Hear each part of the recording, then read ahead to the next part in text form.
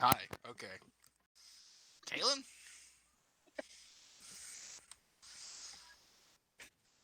What? Hey? What? What? Girl?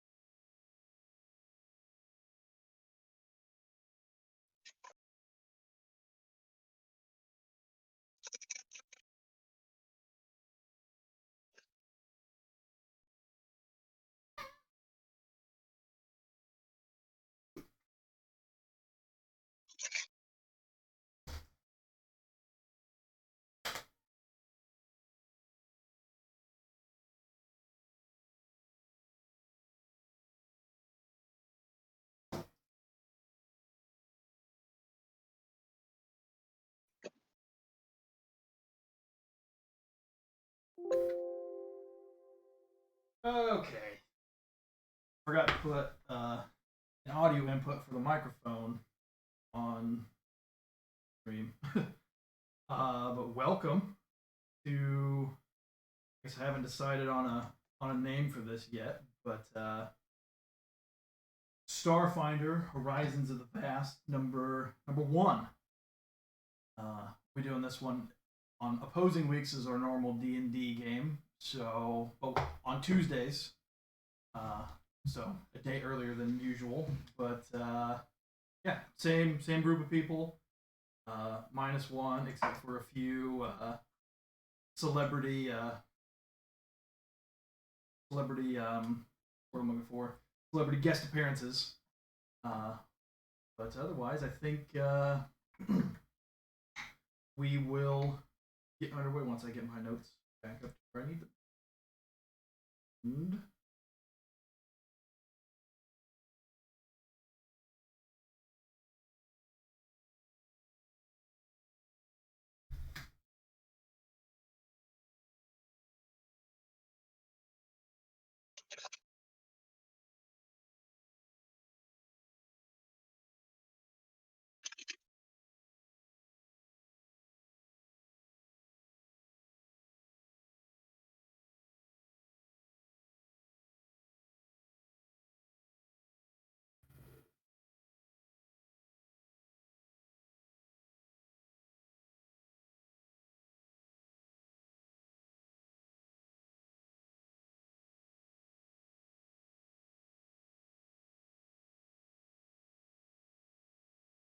apparently, this Ironscape doesn't want to work, so we'll have to mess with that at a later date.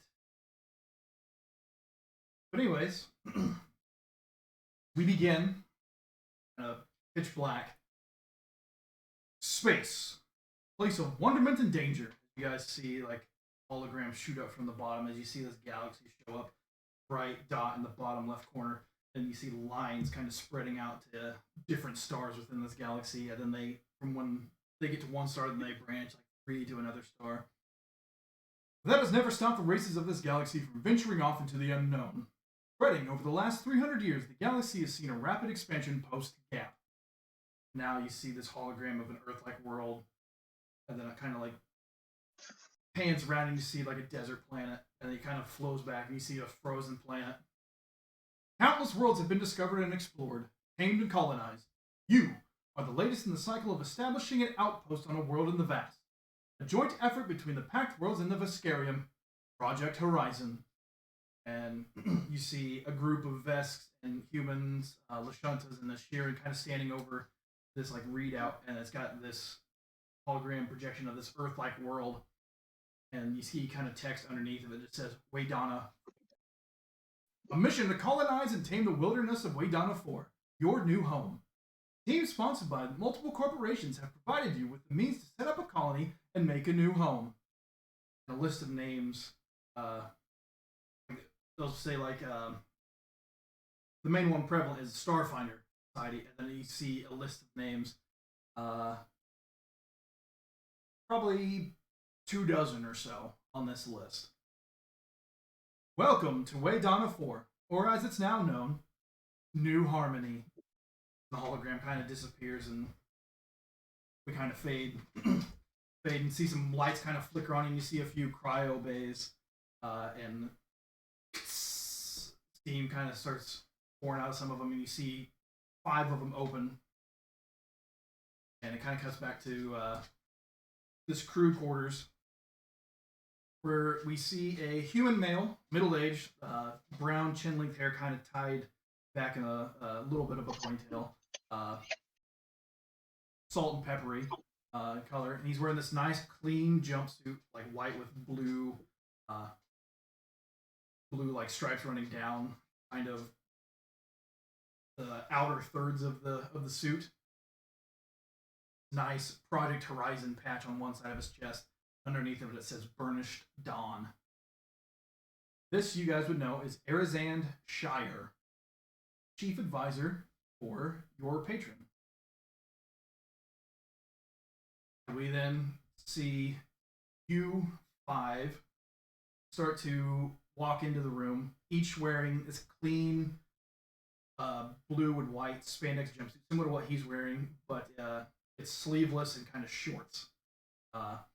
There's a small projector kind of in the center of the table. You guys kind of get around and sit down. But I'll have you guys describe how you look as you kind of come in. We'll start with Caitlin. It's not Queef.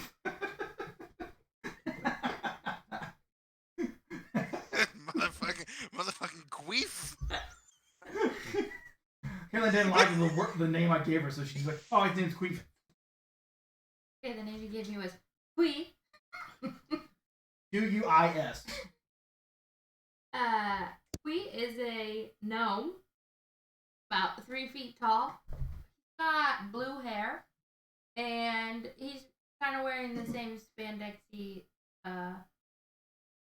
outfits, but they didn't make gnome sizes, so they're just enormous. A little bit. Wearing bell-bottom pants. And yeah, he just looks like your average gnome. All right. Fast along, following him is another short in stature person. Connor, would you like to describe your character? Yeah, next to Kui is a small blue humanoid type feature, sitting back in his chair with 2 sets of arms folded across his chest. He has a couple what looks like stars on his eyebrows, and looking on the side of his head instead of ears, he has these 2 cone-like objects that protrude out from each side, and they each have a small, almost gash in each one of them. And this is Orlike the Warlanisi. Yeah, so we just kind of how that 70 show where it pans over and then it switches to the next person and then switches to the next person, where we see a large reptilian creature. Trevor, if you'd like to describe how your character looks. Yeah. So, it's a large Vesk, about 7 feet tall. Plenty of cushion for the pushing. Got an extra frill of bony spikes that run along the top of his head, down his spine a little bit, and yeah, that's about it.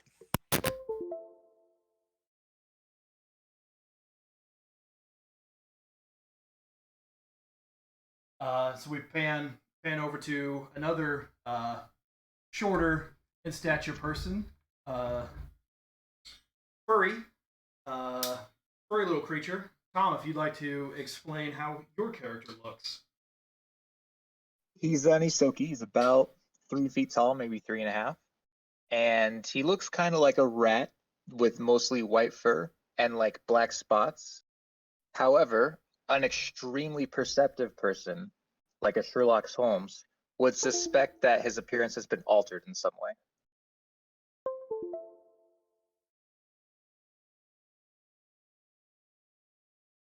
And other than that, I would say he's looking pretty clean. This is a guy who values his hygiene. Can you hear me? Yeah. It's this camera that I'm using.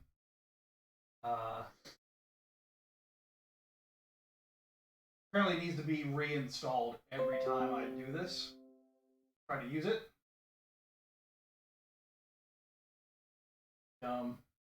But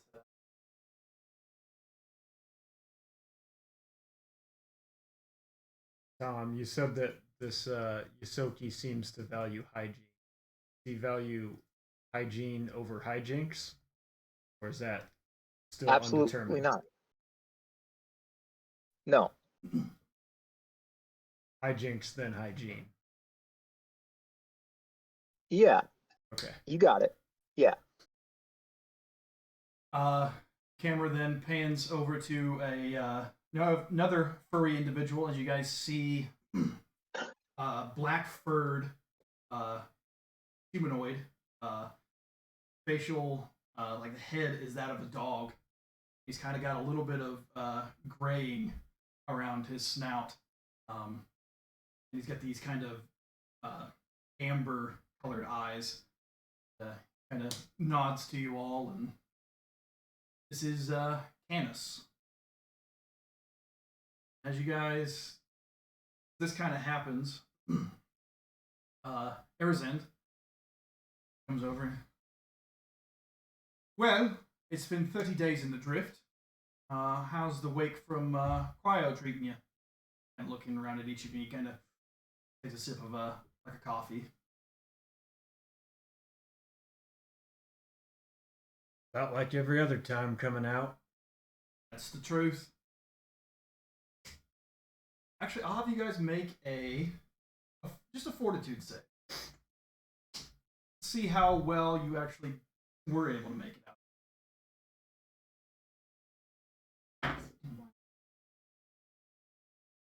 17. 17, yeah. You've been accustomed a few times. You've traveled in the drift a couple times that you know these longer journeys that 15 for me. same case. You've traveled to and fro. You've been put under once or twice, so you know what to expect and kind of how to mitigate the issues. I rolled a 4. So kind of about the same time, you and Canis just go, and the Erzin kind of scrambles over and he tosses like a wastebasket, and Dr. Saint kind of just a little bitty puke, and the Canis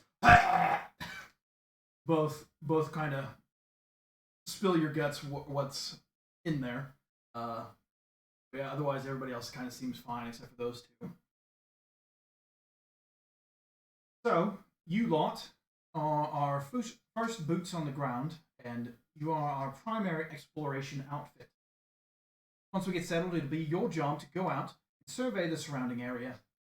Also, being some of the first boots on the ground, that will put you in the sights of the remainder of our settlers. They'll look to you for advice and help, kind of de facto leaders. So, set a good example. Clea here has been chosen by the Starfinders to lead your team. Look to her for a chain of command and orders. One last reminder of your mission before we go. While not all Starfinders, you have been hired by them to set up an outpost here on New Harmony. The job is simple. Help protect the settlement as it grows and explore the surrounding area. And this was forwarded over while you were asleep, but the Society has allotted us a weekly stipend of 100 credits for you, subject to review on a bi-monthly basis. There won't be much need for credits to start while everybody's trying to get things set up and going, but I believe businesses and supply lines will start to set up in the coming months as we kind of get established. He takes a sip of his coffee and Archie, bring up the planet.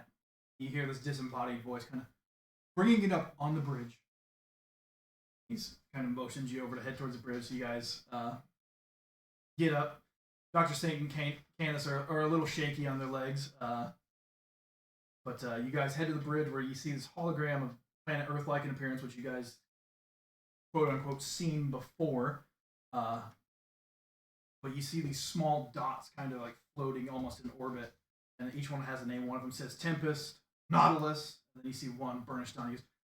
These are the other patrons and their other settlements that are landing on this planet. So your competition, if it to put a name to it.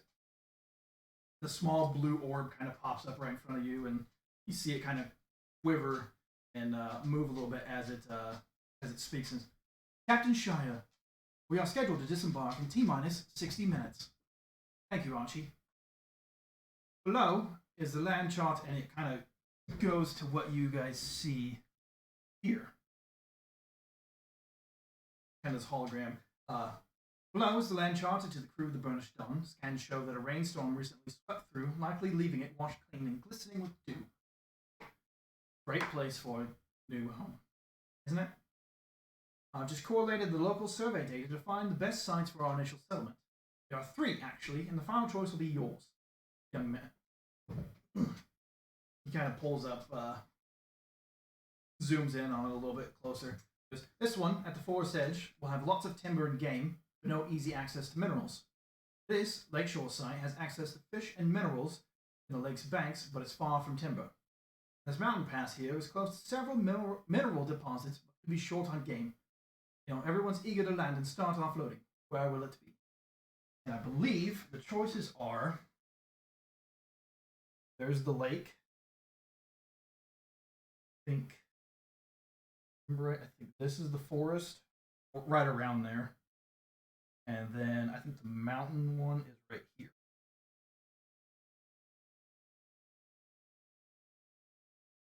I guess it's up to you guys. Do you want to land? Which of the 3 sites do you want to make your new home? I think our safest bet is the one where there will be a fresh supply of game. So that would be the forest or the lake. I mean, they both have access to. I would go with the lake probably, because is the lake how far away is timber from the lake, and how far is the lake a fresh water source from the timber? So each one of these little hexes. So from this side to this side is 12 miles. So basically, there's timber 12 miles from your outpost or 24 miles from your outpost if you're at the lake.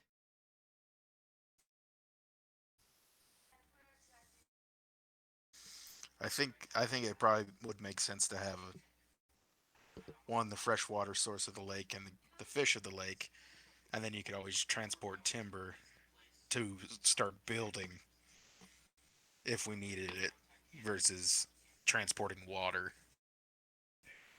I agree. So is it settled then? Lake. All in favor? No objections. Aye. Okay. Aye. All right. Well, you heard the man. We've got, what is it now? 55 minutes. So go suit up. We'll meet you in the shuttle dock.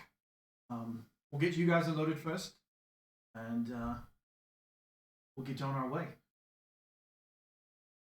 So you guys make it over to the loadout. We kind of have this montage where it's like, you see this Yusoki like slide on a boot and then tighten the laces. You see this vest putting on like gloves. The Warlanese kind of putting on a jacket. You see form go boop, boop, boop, boop, pop out the hands.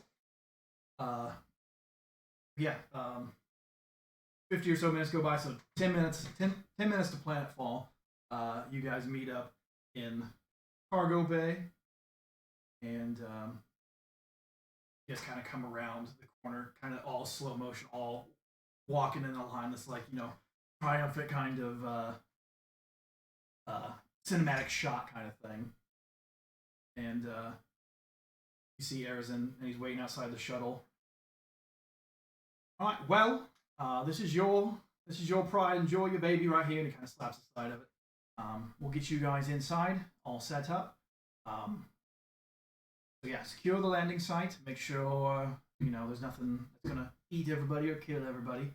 Don't think it's gonna be an issue. You probably should scare off any game that are nearby. Drop something big on them. They're probably gonna run away. But just make sure that it's clear. We're scheduled for. He looks at his watch. I think in about an hour, we're waking up the construction crews, and we're going to start breaking off pieces of the ship to go send down. But you guys would know that the ship is basically this huge cube, and it breaks off into like habitable buildings. All right, well, we'll get you strapped in, and we'll get you off. You guys walk in, sit down in the ship, and voice kind of comes over the PA. All right, team. Well, this is the ship is automated to take you down. We've got everything, all the coordinates put in their place. So prepare for planetfall. Archie, start the landing procedure. You guys just at the back end, the doors kind of and it's kind of pitch black, and you see these lights kind of flicker on, and you guys hear the kind of jolting a little bit, and you hear a and the ship takes off, and you guys kind of feel this little bit of weightlessness as you exit the burnished dawn. A couple minutes go by. The lights shut off, and this red light washes over you. You guys kind of start shifting side to side, and a little bit of turbulence. And Archie's voice kind of pops up. And we are now entering the atmosphere. You guys kind of bouncing around. All the shorter folk kind of like jump up in their seats because their over the shoulder harness is a little too big. You kind of just bang out, bang. This whole ship is shaking. And after about 5 minutes, you feel the thrusters just initiating landing sequence.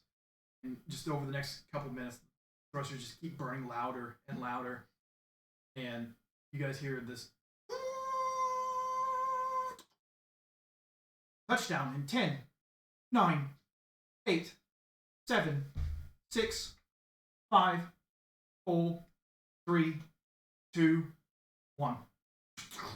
And it comes to a rest. Congratulations, team. We are the first team to land. Our first priority, like I said, is secure the landing site so we can get the shit unloaded. Your seatbelts, take them off and get your harnesses out. He runs over to the door, and the cargo bay kind of lands out in front of you. Sunlight from the planet leaking through, and you kind of gotta shield your eyes for a little bit.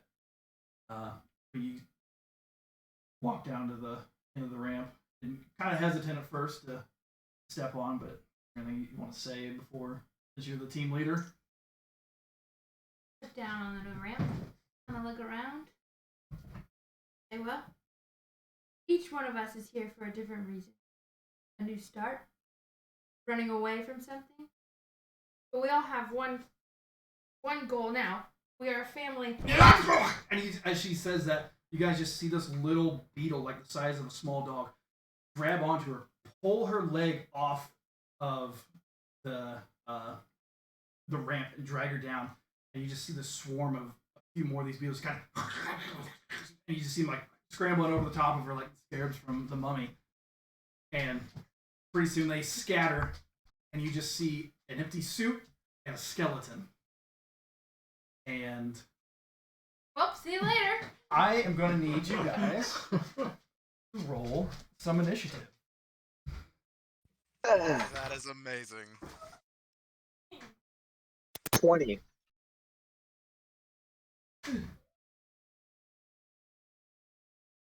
20.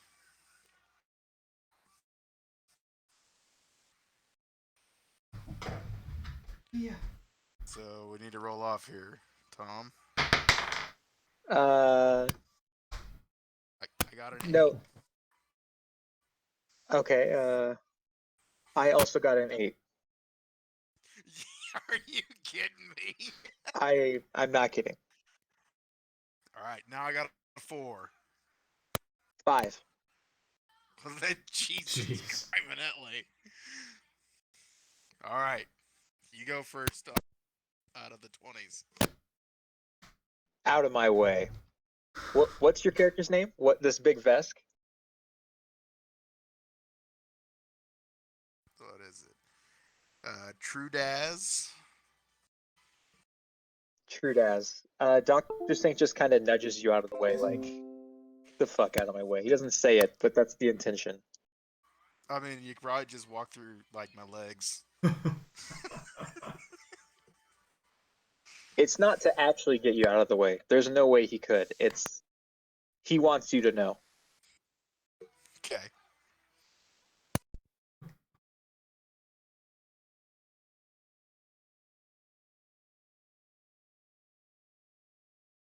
Yeah.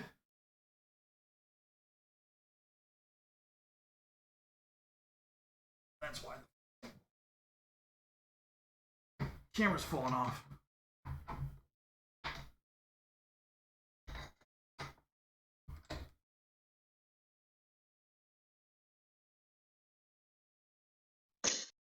Apologize if I just made anybody. Yeah.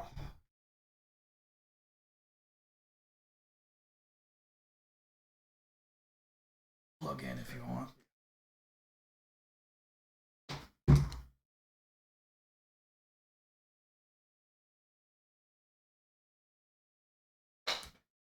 You don't have to worry about any girls now.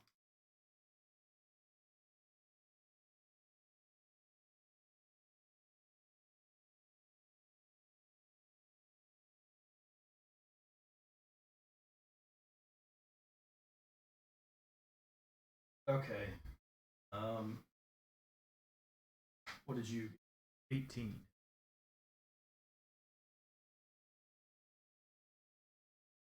Would you say we're in a queef-free zone now?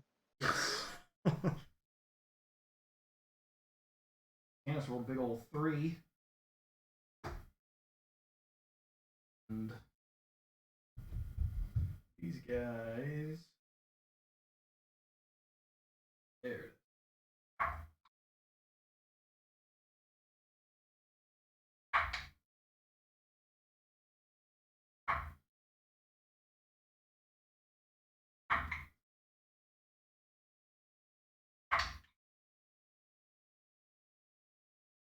Dr. Saint, you are first to go. Well, how many enemies are there? There are 5. And they're like beetles? Yeah, they're little beetles the size of like a small dog. Hmm.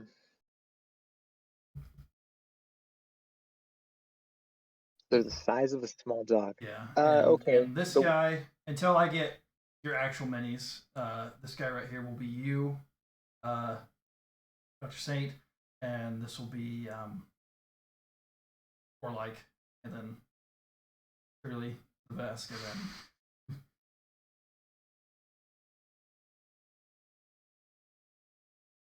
so Dr. Saint has this ability where he can identify creatures, yeah. and it's like the roll to identify is always treated as a 20, basically.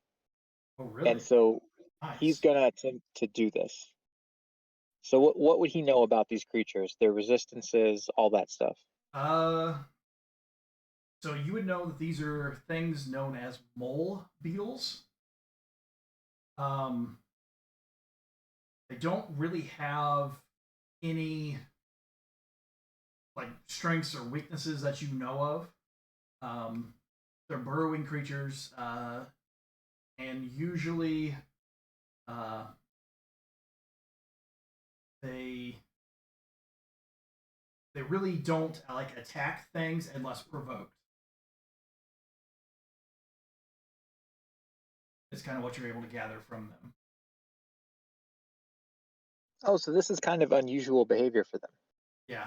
Or maybe not. I'll say with because you basically treat it as a 20.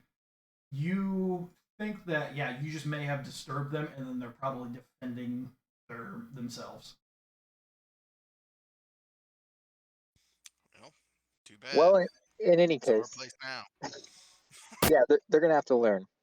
The one that is closest, I'm gonna take a shot with my Costa Lance. Let me roll that real quick. I think that sounds good.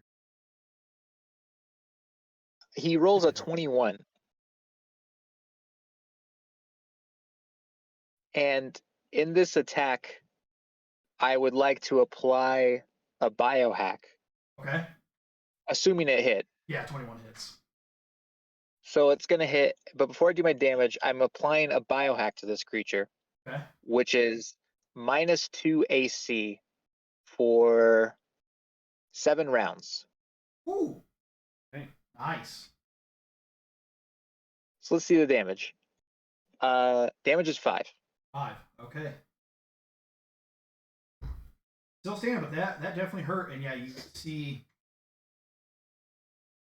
you kind of type in, and you guys see these like this little cloud kind of shoot out after the fact, and you see it attack this creature, and then it kind of like burns away some of the chitin on its back, making its armor not as great.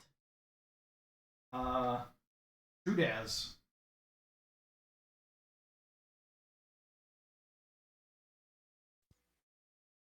Alrighty, let's see. I will go ahead and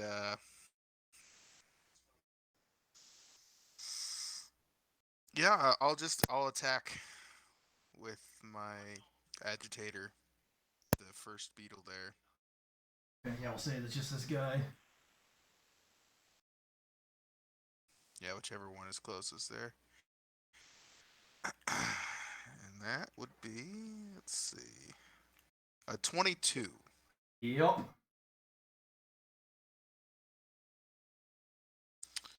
Okay. And These rolls are a lot better than the last time we played Starfinder. yeah. Looks like that's just 6 damage. 6 damage. Because I don't add anything to it, right? Not yet. I don't think so. Not yet. Yeah. As you guys just see him like whip out this huge like minigun and just bah, bah, bah, bah, bah, bah, bah. Knocking that one out.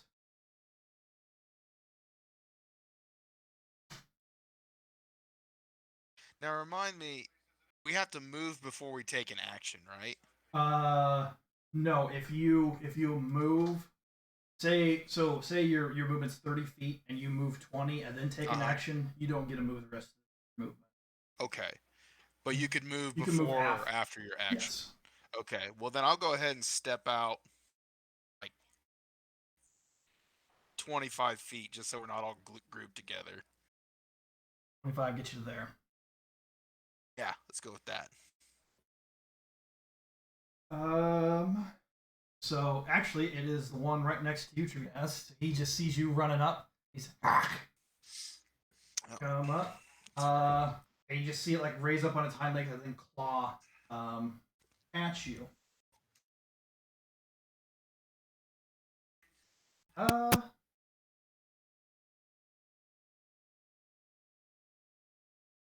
Actually, no. It's going to. You see, kind of like, and you like see this thing shoot out of its mouth.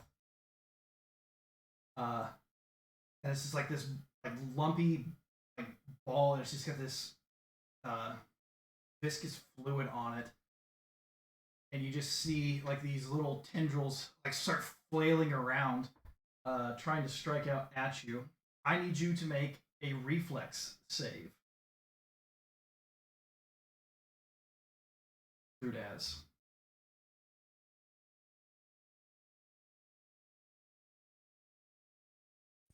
17.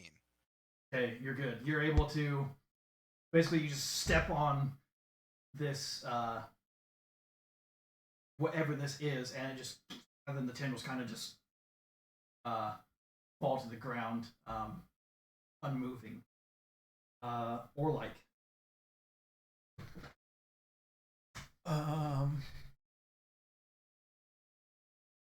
I will take a shot at this one.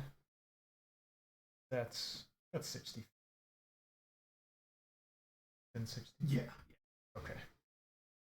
He'll with one of his arms pull out the skip shot pistol. Take a shot. That is a 6, but I am going to use a Warlanisi gamble once a day as a reaction when I or an ally rolls an attack roll, saving throw, or skill check. I can cause that creature to roll twice. Nice. I'll use it on myself. 11 total.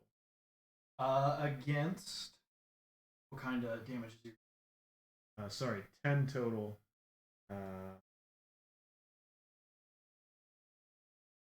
Projectile. So it'd be against KAC. That is a miss. Yes, it's basically shooting bullets instead of like laser blast.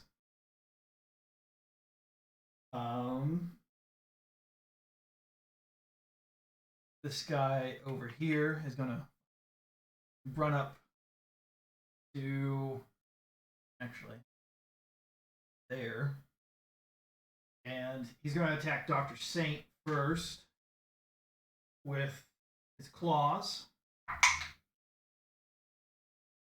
Natural 20.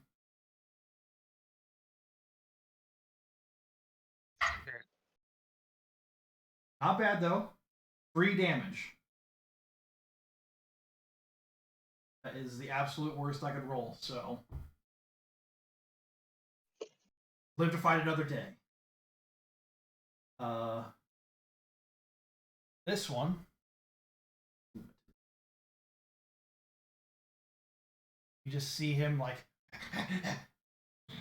go underground.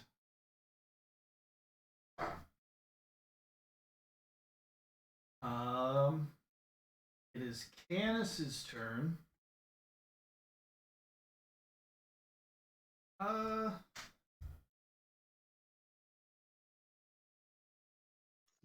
here though. 30 there, kind of about where that one was. I'm gonna shoot harrying fire at this guy over here by Trudaz. I get automatically, because I'm a Valaka, I get an additional +2 on this roll. So what is my? So it's a +4. So 11. I need to get a 15 for it to work. So it doesn't work. It's not affected by the fire.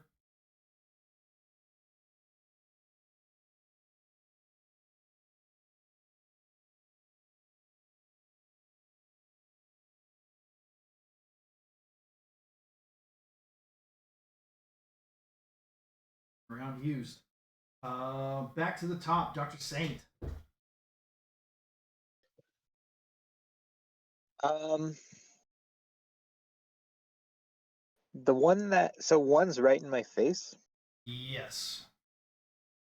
So you guys can see it a little bit better here.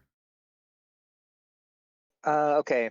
I'm gonna shoot the one that's not right in my face, but it's kind of off to the right there, from Dr. Saint's view. This guy. Yes. Okay. And the roll is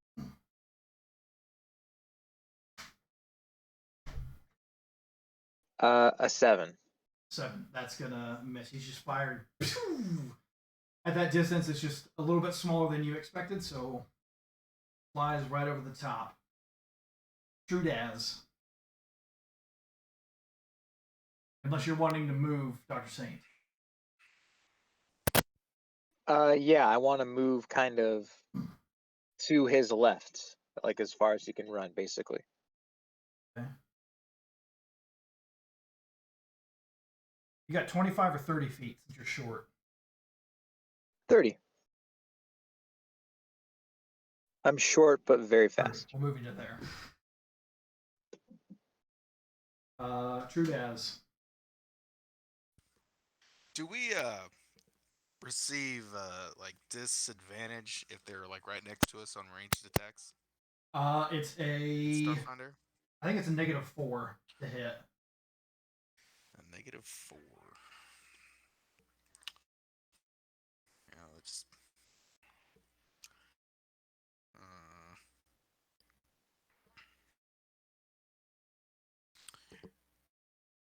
would I? Can I take an unarmed strike while You holding a could gun? you can guarded step to get your 5 feet behind you, and that's your movement. Oh, yeah. But that doesn't take an action. No, that's your movement to do that, and that That one just okay. that doesn't provoke. An attack of opportunity. Yeah, let's take a guarded step back then. Yep. And then I'll attack with the agitator again. 22 Yup. to hit. 8 damage. Damage. Very nice.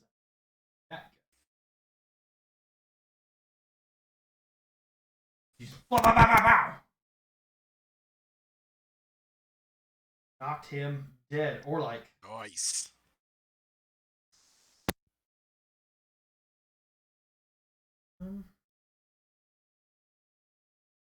I will turn and face the guy that's right next to me by the ship.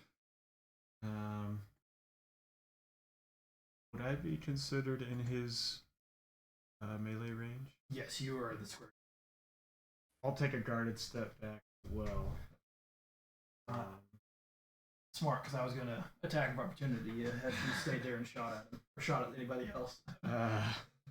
I'll do that and take another shot at him with.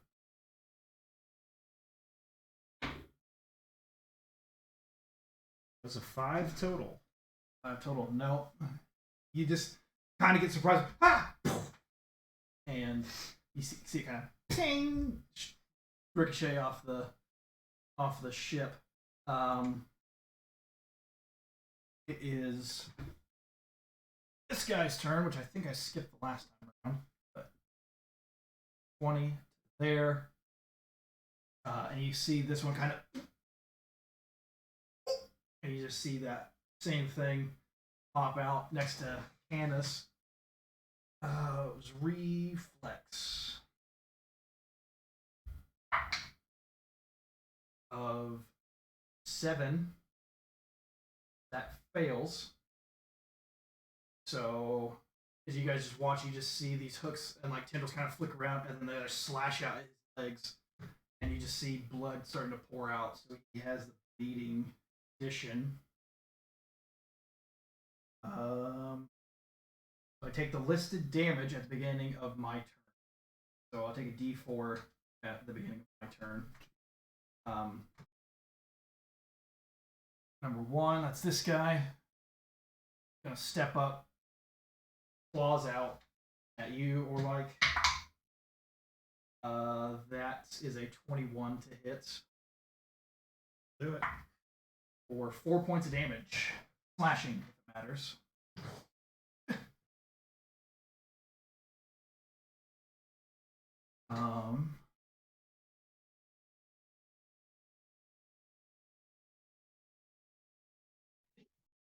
Then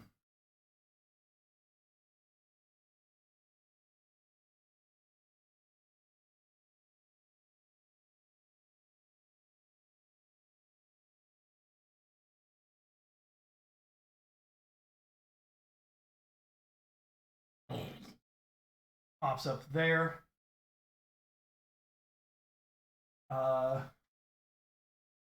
This one you see kind of does the same thing. And it pops it out right next to Dr. Orlike here. So, or Dr. Saint, sorry. Dr. Saint, I'm going to need you to make a reflex save. As you guys just see this like little ball thing just kind of whipping out and around at everybody.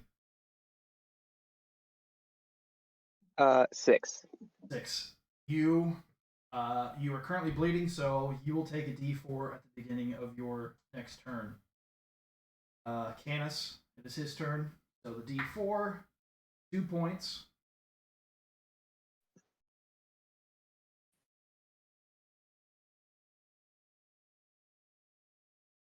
And then he is going to fire at this dude just right in front of him. 2.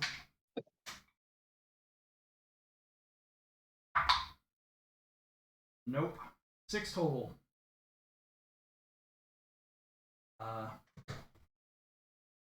He's going to 30, kind of move this way a little bit. And it is Dr. Saint's turn. So bleeding. 1 point of bleed.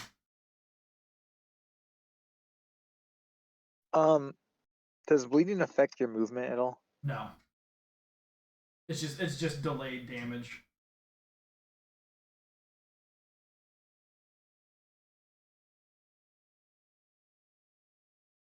All right, Dr. Saint takes a shot at the first one that he hit.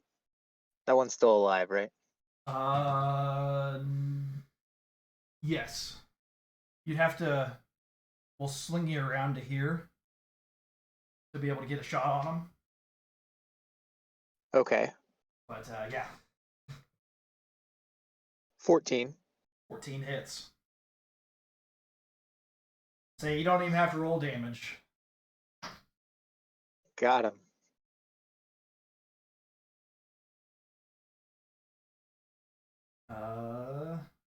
True Daz. Wait, Dr. Saint takes one more action. Okay. So I yell at Trudaz, just take it, don't resist. And I inject him. I shoot at him an injection dart. Now what happens next depends on if he follows my advice or not. Okay. Okay. Yeah. I guess In the heat of battle, you just hear, take it, don't worry about it, and just see him like shoot something from his wrist, and it, like, do you like try to catch it, or are you gonna let it hit you? I'm gonna let it hit me. Smart move. He is a doctor. This is true, and you are a soldier. You've seen battle medics before. I've injected you with a drug that adds 1 to your AC for the next 7 rounds. Nice. Okay. Sweet. And that'll be my turn. Does your Isoki look like Hugh Lowry and walk around with a cane? No. I'm tempted, but no. All right, True Daz. I will attack that one that's closest to me. Go for it. It's still over 5 feet away, isn't it? Yeah. We're at 5 feet away. Yeah, you're far enough away. All right. 19. That'll hit. For 1 damage. Nice. Or like.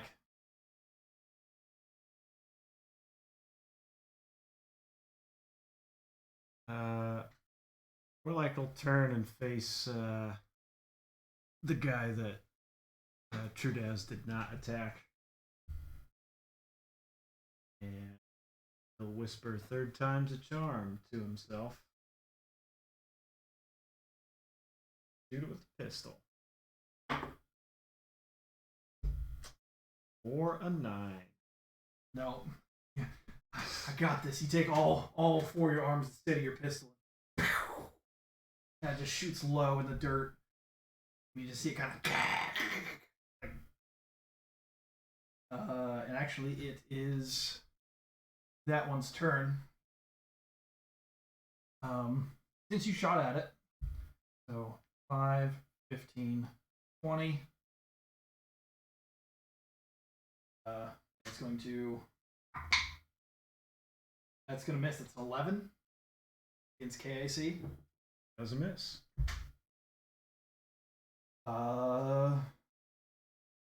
Since you keep shooting at it, takes a step up.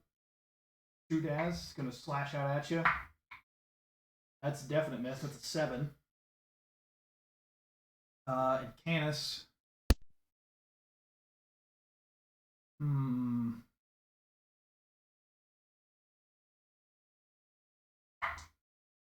So the guy by Trudaz. We're going to give a little harrying fire attempt on. That'll hit. That's a 19. So you guys have I believe it's a +2. An ally gains a +2 against that target next time around. So back to Dr. Saint.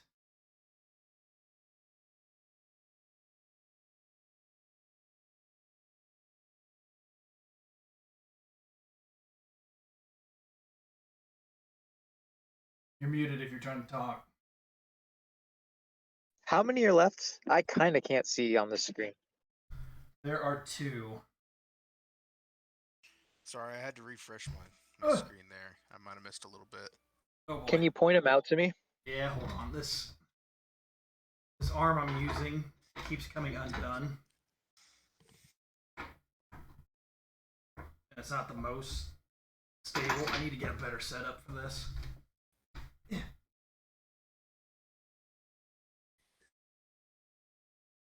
So you got a guy right here, and then a guy over here. This guy you have a +2 to hit on. I will take a shot at the one I have +2 on. Okay. So 18 without the +2, so 20. That hits. 1 damage. 1 damage. What would really help me see the battlefield probably be brighter light, I think. Okay, well, give me a second and I can switch that over. We don't have to do it this time, but for later, let's talk about it, I guess. Well, it shouldn't take me but just a moment to do, so Alrighty. if the app loads on my phone that controls the lights.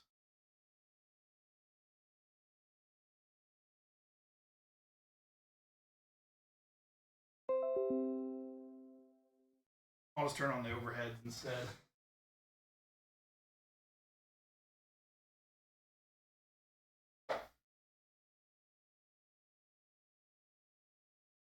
That's definitely better.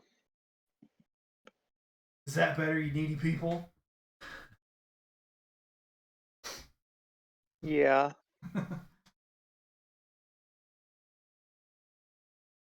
Now that it actually looks like daylight. Trudaz, it is your turn. I will attack that one. Guarded step, I figured you might. Yeah, and then I'll attack that one that's right in front of me again. go for it. You do not get the +2. Been used up. Okay, I didn't think so. I thought it was only like a one-time thing. Yeah. My bad. 18 to hit. 18 will hit. For 2 damage. 2 damage. Yeah, until I get a better weapon or my actual mechanic shit, Tom, I'm basically just gonna be airing fire people. So don't worry about taking shots. Okay. Orlik. After 3 failed shots, Orlik is gonna drop one arm and pull out the baton stick that he's holding in the other one. And I'm going to try a trick attack. Okay. Just before the attack, I will make a stealth check. +11. Does it tell you what it's against? Yes, the 20 plus the CR of. Okay. Can't roll above a 10 today. That's a fail. I still get to attack, though. I just don't get the extra bonuses. Yeah.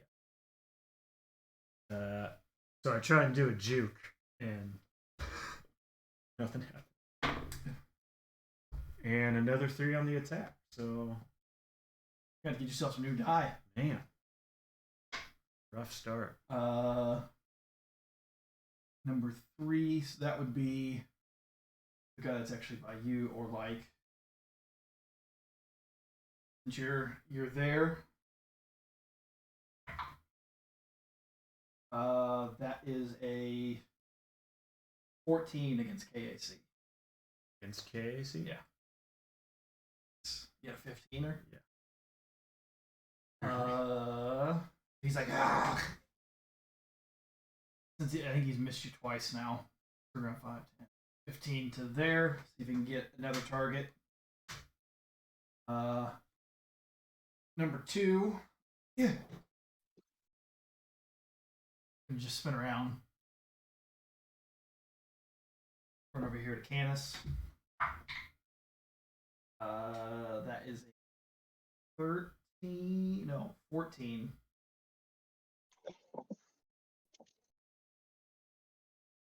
That fucking just hits.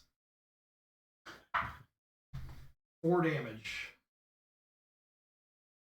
Out of stamina.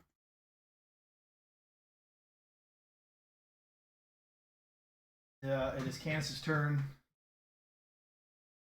Guarded step.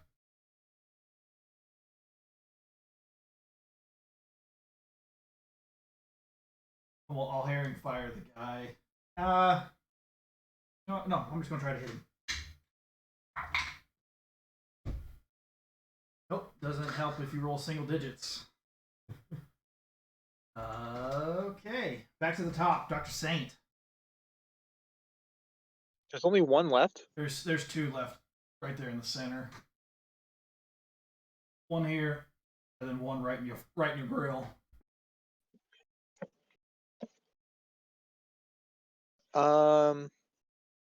Okay, the one that's not in my grill, I guess. Gonna take a shot. And the roll. Do you want to take a guarded step at all? Because firing in the threatened square, they can attack of opportunity against you. Yeah, I take a guarded step. That's one rule we always forget because it's not a 5e thing. Yeah. Okay. Guarded step. And then the one that's right in front of me, actually. Okay. I'm gonna take the shot, but it's a 7, so 7 to hit. Nope. God, we are rolling like shit. Trudaz. I will shoot the one that's closest to the ship there. Okay, go for it.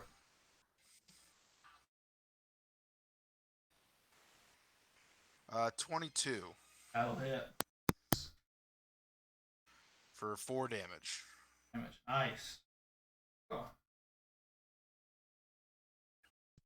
These guys are barely holding on. 1 or 2 more good hits to take him out. Or like. I'm gonna turn, face this guy again. Since it's a full attack, we'll try the trick attack. Stealth. Hey, 27. That is a pass. Okay. So I get an additional 1d4 damage, and the target is flat-footed. So it's -2 to hit. I have a chance. I believe that is a 16. Yes. You are plenty good. I will say you don't have to roll unless you want to. No, I won't.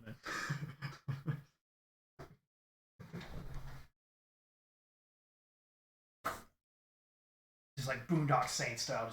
It like you step to the right, it looks and you. Oh no, you had the baton out. That guy is dead.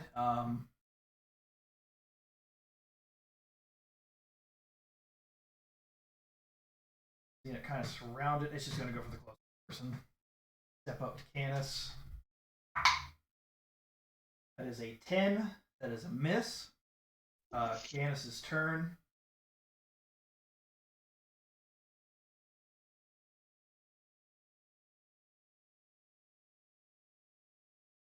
Short step. Fire. What is my to hit? +2, so 9. Nope. Dr. Saint. Freaking outside of a barn. All right. Time to finish these guys. Dr. Saint rolls a 13. 13 hits. 1 damage. 1 damage. This thing, like you've blown its legs off. It's just like, just seemingly, just this evil will is willing it to continue to fight on. You kind of admire the creature for the beating it's taken and the fight that it's still putting up. But Trudaz, it is your turn. I will attack that last one then. Ew, a 12. Against. What kind of damage do you do? Force? So. Is that what the S stands for? Fire. So that's a hit. Oh, fire. Fire. That's against EAC. That's a hit. It was a hit regardless, but. Oh, there you go. 4 damage. Only needed 1. No. Got him. You guys have eliminated the mole beetle threat. Welcome to level 20.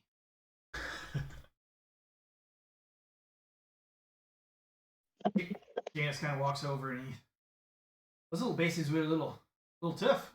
You see him kind of like rips off a piece of cloth and ties it around his shins where he got scratched up. A little tough. We watched him like tear apart a crew member. Yeah. Like we didn't just see that. I guess well, you get the short end of the stick there. Kind of walk over and just pick up the suit, and there's just like the head falls off. Skeleton. Fit to clean, they did.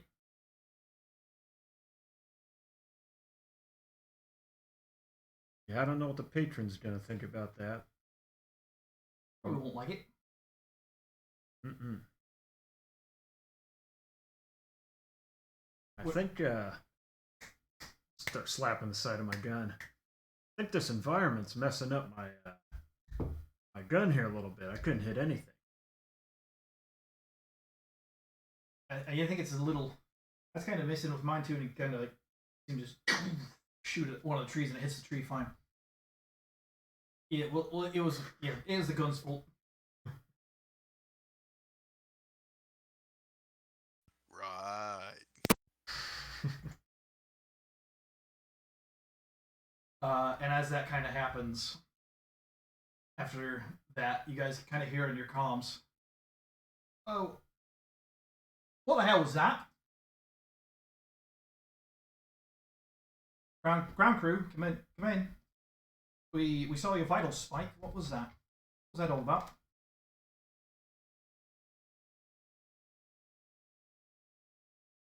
Sorry, we had a bug problem. Oh, problem. Is it taken care of then, at least? with a small casualty. Okay. I wasn't for sure if that was a hiccup on our end, but yeah, we're reading Twee's life signs not registering. Is she all right? Are you all right?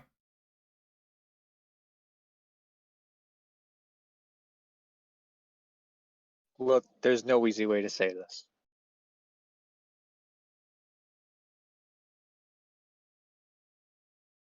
No easy way to say So me. I'm just gonna say it. Qui is part of this environment now.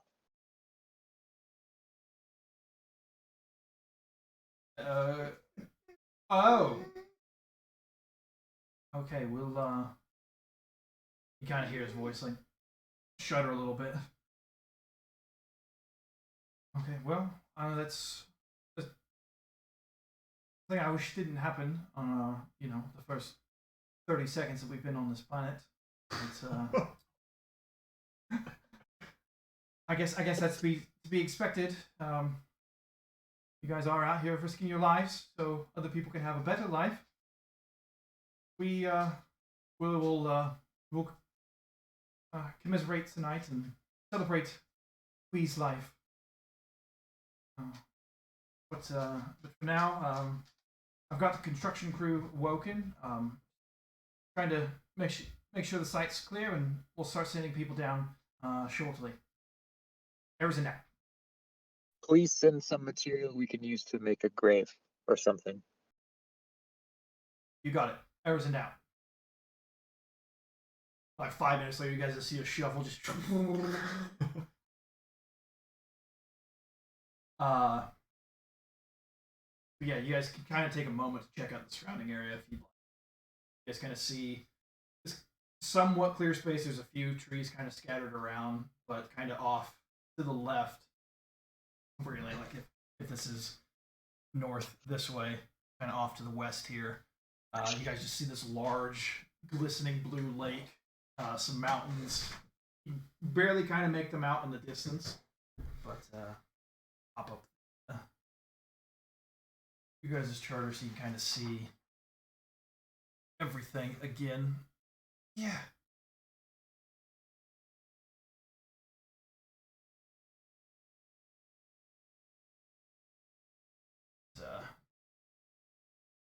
You guys is where you guys' settlement is located. Okay, you guys see this large lake kind of behind you. Nice, small but lush forest. Yeah, just kind of rolling plains, and way off in the distance there, kind of to the southwest, you see a mountain range in the way far distance. As you guys are kind of walking through the area, you see several small holes underneath of your shuttle in the ground.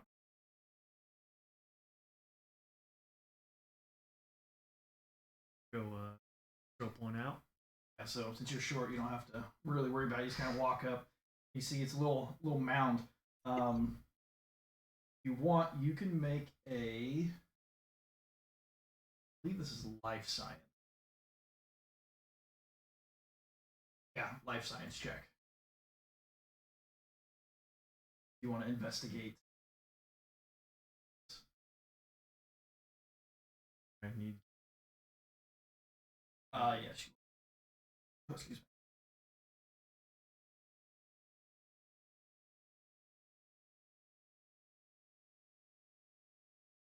I am not trained.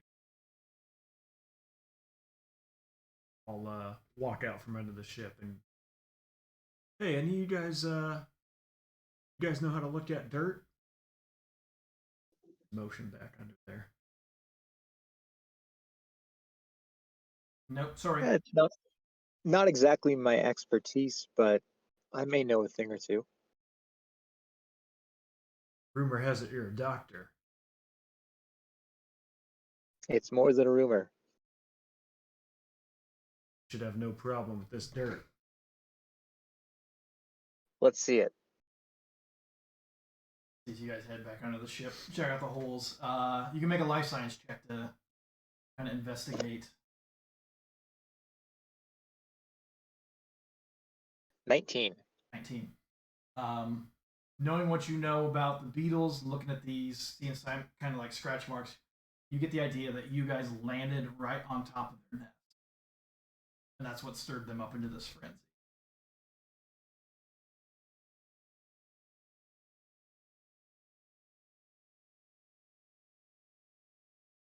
How unfortunate. Would you find gold mine? Something like that. We landed on top of their nest. Ooh. That's a hell of a wake up. Was this all of the bugs that were in there?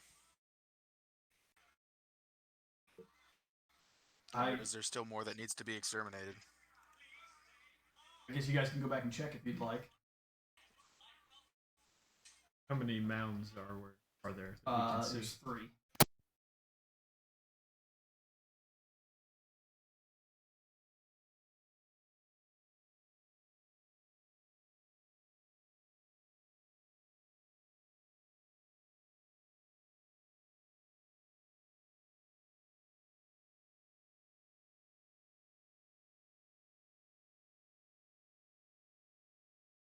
I had like a flashlight or anything.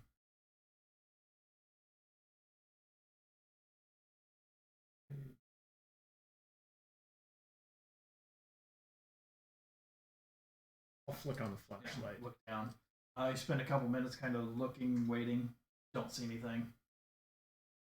You get the idea that it's. I think we got them all in a small nest.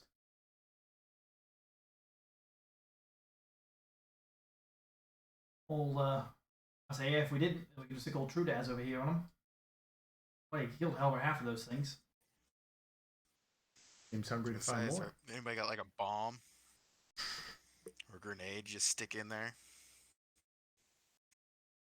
I mean, I've got a battery pack that I could probably rig to blow up. Well, weren't you able to identify them, Doctor? Would you know about how large their colonies or whatever were? I'm sure that I would. So, what would that? Assuming he knows, what would he know about that?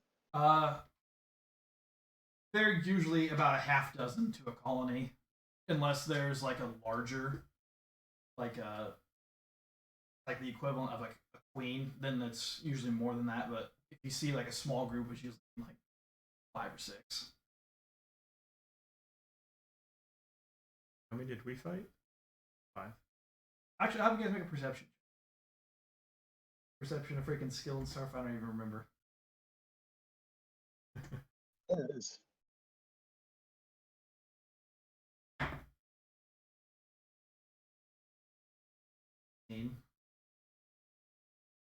Is Dr. Saint perceiving? Yes, you all can do this. Nat 20. Nice. Yeah, you guys all kind of roll high enough. You kind of like as you're kind of checking out talking about the holes. You guys notice that one of the landing gears, you just see one of the beetles like just a puddle underneath of it.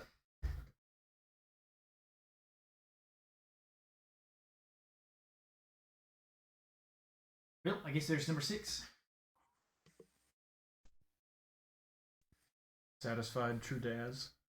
Yeah, I think we're good then. I think do we count that that kill? Do we count it to Archie or do we give it to Erzend? I think we ought to give that one to Kui. I was gonna say the same. As you guys kind of set up a perimeter, set up a little bit of patrol over the next several hours, you guys see these large, almost like ship containers just land in place, and you'll see people's like start to set up like doors and stuff, and like one of them's like, "Oh, med bay," and then this other one just got a sign over that just says housing. One says bar. One that's more like a lean-to. It's open. It says workshop, and you kind of see them like setting up like mechanics place. And you see a few like storage silos get like carted off on like a truck, kind of towards the edge of where the settlement is going.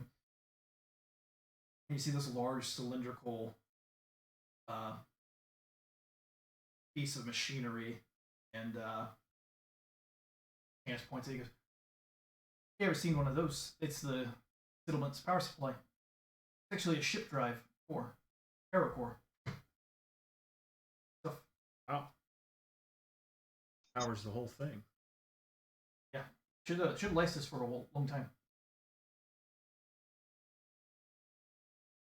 Yeah, so you kind of people start getting busy putting the settlement together, and as the day crosses into night, everybody's kind of summoned to the cantina bar area, and Arizon is there. And once you guys enter, he stands up from his table and walks over kind of the side, grabs the microphone. And, well, now that we're all here, let's start off with a round of applause.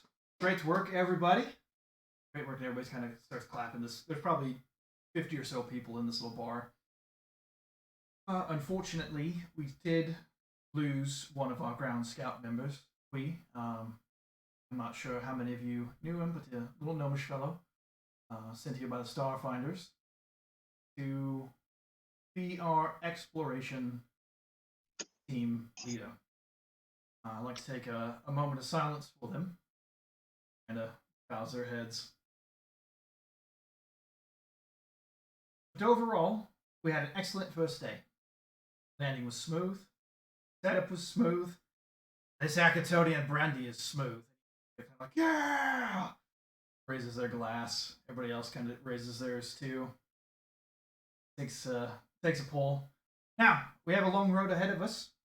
I believe in each and every one of you. Together, we can do this.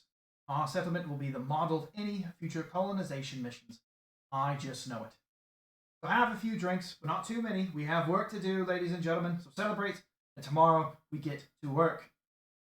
He raises the glass one more time. Everybody cheers. Knocks it back. Kind of conversations around Cantina start to break out. Is there anything you guys kind of want to do? Go up, order drinks, get shit-faced, go to bed. I mean, I feel like we probably shouldn't get shit faced on a new planet. Like, night one. It's probably not like a super good idea. Considering we Dr. landed on a bug's nest and somebody got torn apart. Dr. Saint's already pretty drunk. Canis walks over. Well, let's at least get one. And walks over to, and you guys see behind the bars, human male, thick black mustache, balding, like almost tan olive skin, wearing a white, like sleeveless t-shirt, black apron, and he's got two cybernetic arms. And you just see him like arms kind of break into forearms, and he grabs 4 cups. And you just see him pour all 4 of them, and then hand them over to Canis. Canis comes back, sits them on your guys' table. This was Goblin Spit Ale, is what he called it. Whatever that is, but it was the cheapest thing they had, so I imagine it can't be too hard on your system. So, good working with you today, Phyllis. Orlike raises his and says, I'd like to propose a toast to our dear friend Quee. Quee forever.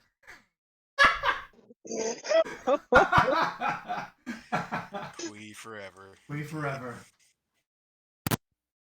Is that what you guys' group name's going to be? So you guys knock back these drinks. Coin for those. Where is Corey?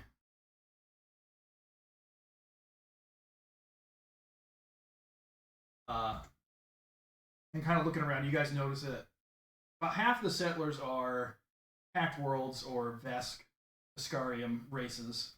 So, humans, Kasatha, Lashunta, Sheeran. Don't see too many Eoxian, Vesk, a couple Skittermanders, Patra, which are like cat people. Those are kind of the predominant races you guys notice. And then there's the other half are just a various mix of Demai. You might see a Valaka, Bernari, I think is what they're called. They're like little otter people. But you see that everybody's kind of segregated by job, and you notice that each group has a different color like uniform.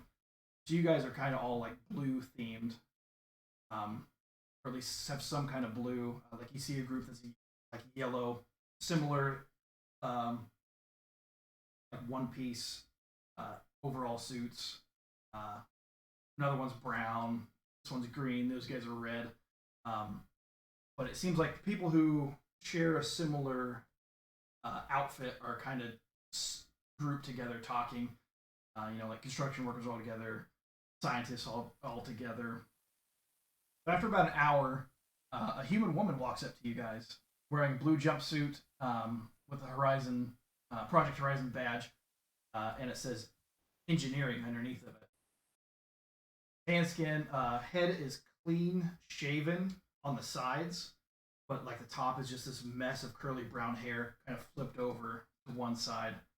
The one side of her head that's visible has clear cybernetic implantations on it. But she introduces herself. Hi, I'm Maladia Sirinth.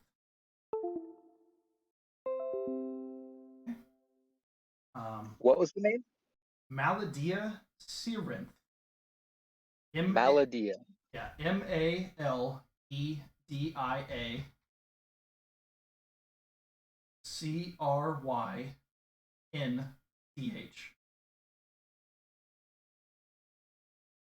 CryNth. Got it. I am the settlement structural engineer. I heard that you four were part of the landing party, and I've got a matter that I would like you all to look into.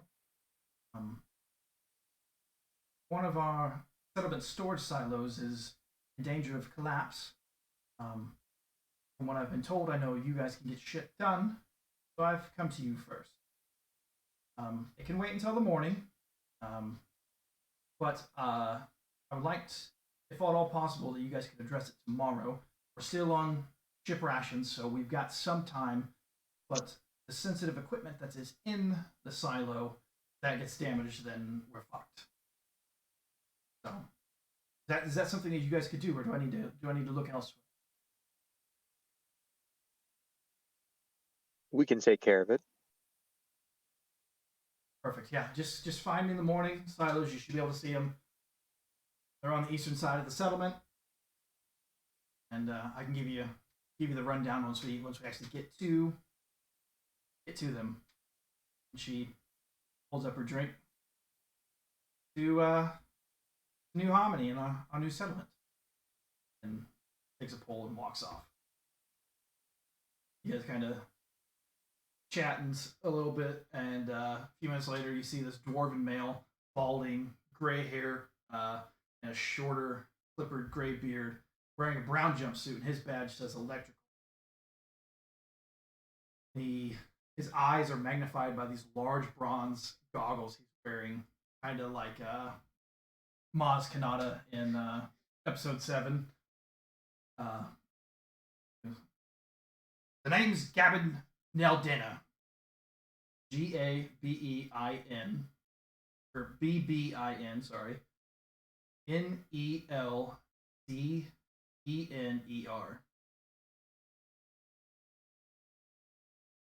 I know your friend over here. He points to Canis. I hear you got some engineering and mechanical ability. I need a second eye to check out the power supply for the settlement. I keep getting alerts that the system's getting overloaded, and I'm just scratching my head trying to figure out what the hell it is. But they're minor enough at the moment. It's not going to pose any problems through the night. But tomorrow, I want to get it looked at. Wait, we don't have to write it off. Good to go. Maybe it's just acclimating. I don't know what it is. Besides, electrical load should drop at night. So, but if at all possible, I would love if you guys could come over, check it out in the morning. Is that something you guys can do? Actually, we said we'd help Maladia in the morning, so we'll have to wait till the afternoon. As long as it's tomorrow, that works perfect. I'll just plan on meeting you guys after lunch out at the edge of town, north side. Perfect.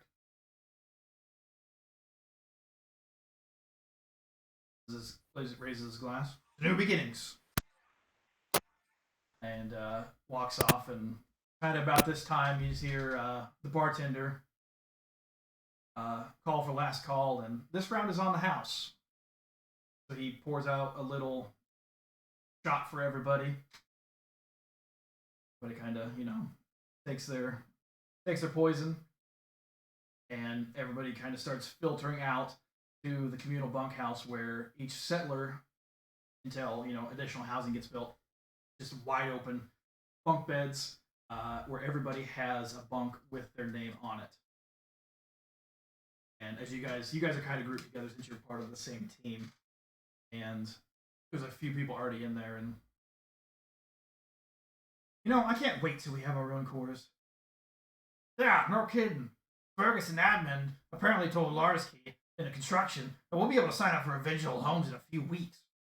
Sweet. And they're kind of, you just see him like lay back down in bed. But you guys find your bunks, sleep for the night unless there's anything you guys want to do last minute. You guys awaken to your own personal alarms. And shortly after, the local time is 0700. The day looks to be mostly sunny with a high of 25 Celsius. Breakfast is being prepared in the mess hall. There, you will also find today's orders. You just see like one guy like, thanks, Archie. No problem. But yeah, you guys get dressed up, ready to go. Stamina back to full. Any spells, any of that shit. Back. That'd be like, yeah. Okay, you guys run to the mess hall, where you guys find a buffet, but it's separated out by species. Like you see one section that's above it says carbon based. The next one, silicone based. And there's a third section that says aminodextro based, which I think all of you guys would be carbon. Technically, so you guys kind of know which way to go. You guys just get like the slop, put it on, eat your breakfast, and said you guys wanted to go to the silo, right? Yes. Okay. So you guys head off towards the silo. It's about 300 or so feet from where you guys are at. You can actually kind of see the top of the silo from the mess hall entrance. And it is very clearly leaning one direction. As you guys get closer, you see a trio of humans gathered around a data pad. You recognize one of them as Maladia. She waves at you and says something to the engineers, and they kind of walk off. And as you can see, we've got a hell of an issue. Luckily, we're still on ship rations, like I said, but we need to get this up and running. The machinery that's inside removes contaminants, and that is damaged. It'll be weeks or months, possibly, before we get a replacement ordered and in the settlement. He kind of motions you over. Now, the reason that I called you and not more engineers. And she walks over to the silo and she points. You guys see this hole, kind of like where the metal's been bent into the silo. Small, maybe 2-foot diameter hole. Jenkins swore he saw a small little bug person in there chewing on the support joist. You get rid of whatever's eating at the support so we can get in, shore up the silo. You guys are more than welcome to climb in here, but looks at Canis and Trudaz. I don't know if you two will be able to make it in. There's an access hatch around the front if you don't want to crawl through that hole.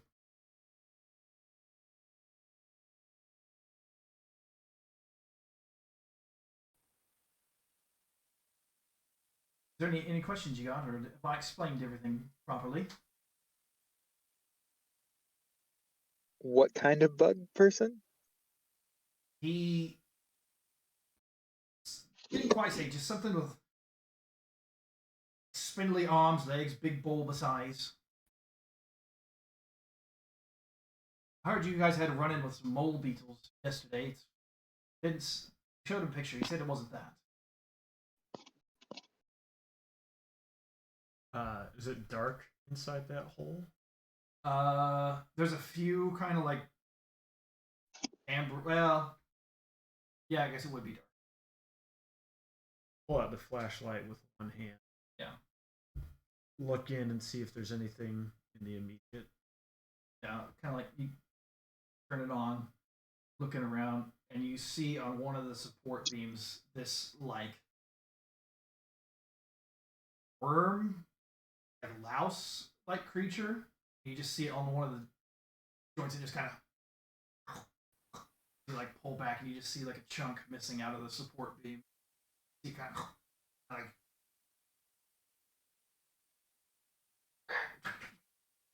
skitters off as it sees you. I'll stand back up and tell the rest of the party what I saw. Well, I guess we're exterminators again. Sounds like. Do you guys want to try to go in on this side, and then me and Trudis can come in from the other side, through that door, kind of flank him about? For me, Let's do it. Sounds good. pop the flashlight. You guys kind of get set up. Testing, mic check. Gotcha. All right. Going in 3, 2, 1. Step in. As you guys just see this little last creature like in the middle. And then up above, you see this tiny, pale, peach-colored humanoid, long, spindly fingers, big, bulbous yellow eyes, this wiry, scruffy beard that kind of like wraps around the head almost to a point on the top of his head. This slobbery, toothy grin and just you found me. And I will have you guys roll initiative in 2 weeks. Well done. So, what did you guys think? How was it being coming back to Starfinder?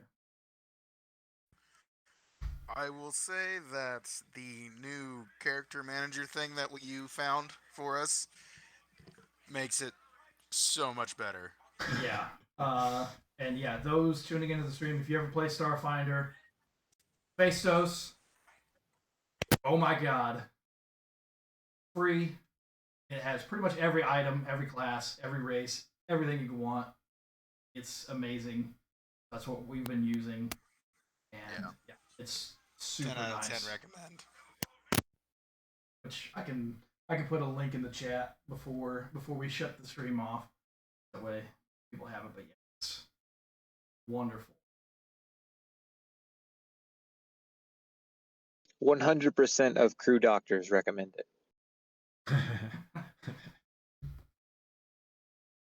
Forgot how much I missed the guarded step. Yeah. Yeah, that is nice.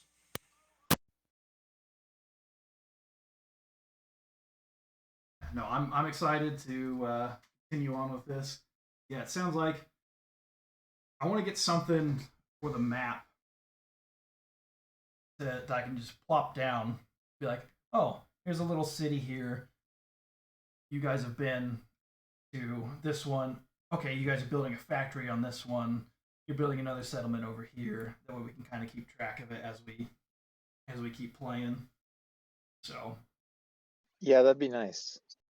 Yeah, it's good. If you could make like minis for those things, I think that would be like a good way to do it. I was hoping I was gonna try to see if I could find some, maybe get some printed out for next time around. So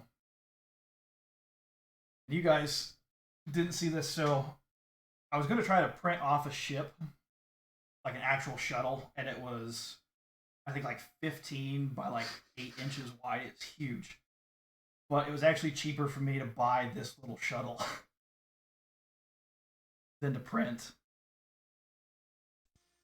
What it cost in materials. Yeah. It's actually got like a little interior. You guys can see it. That's a sweet shuttle.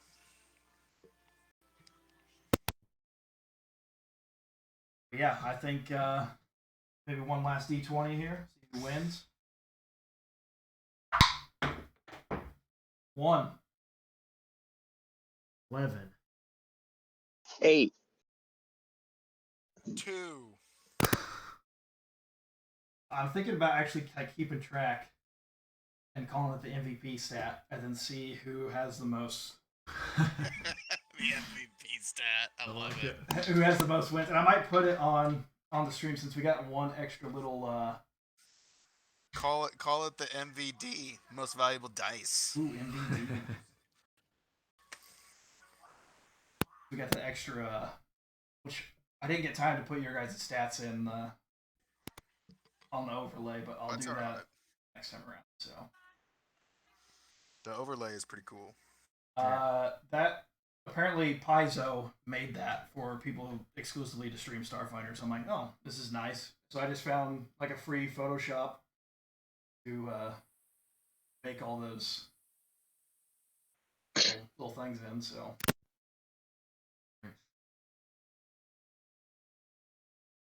But yeah, thanks for tuning in, and yeah, we should see you in 2 weeks or something. 2 weeks will be Thanksgiving, but that's next week. So, all right, we will see y'all later.